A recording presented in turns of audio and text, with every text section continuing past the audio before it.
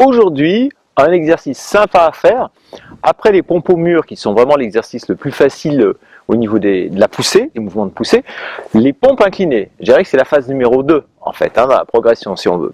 Alors super notamment pour les femmes, mais pas seulement, encore une fois c'est bien pour tout le monde, ne serait-ce qu'en guise d'échauffement. Alors là il y a une table, forêt magnifique, super. On se positionne, on peut mettre les pieds écartés comme ça, voilà. Le dos droit, toujours gainé le plus possible en rentrant le nombril vers la colonne vertébrale.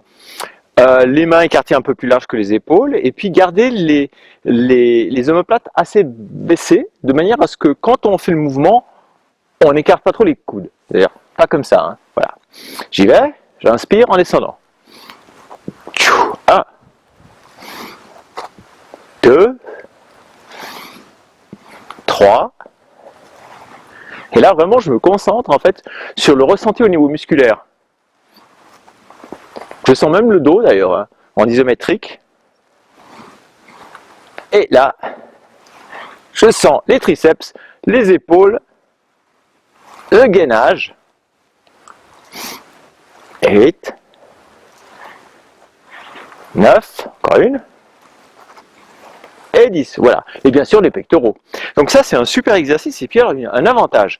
Il suffit d'un parc, des bancs publics où on veut, un plan de travail. Alors le truc avec les pompes inclinées, c'est que c'est super parce qu'on peut durcir la difficulté. En fait, plus le plan va être bas, plus ça va être difficile. Hein. L'ultime, c'est sur le sol. Là, tout à l'heure, je l'ai fait à cette hauteur. Maintenant, j'enchaîne un peu plus bas. C'est à la hauteur du siège, en fait. Donc il faut bien se positionner.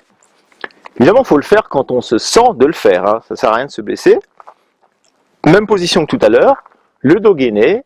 Et j'inspire en descendant, en gardant les omoplates baissées, les coudes assez près du corps. Évidemment, c'est plus dur. Ouais. C'est normal. 5. Voilà. 6. Et là, je sens vraiment tout le travail aussi. Au niveau des pecs, au niveau des épaules, les deltoïdes avant, le triceps et puis tout le gainage. Alors le gainage se ressent d'ailleurs encore plus, bien sûr.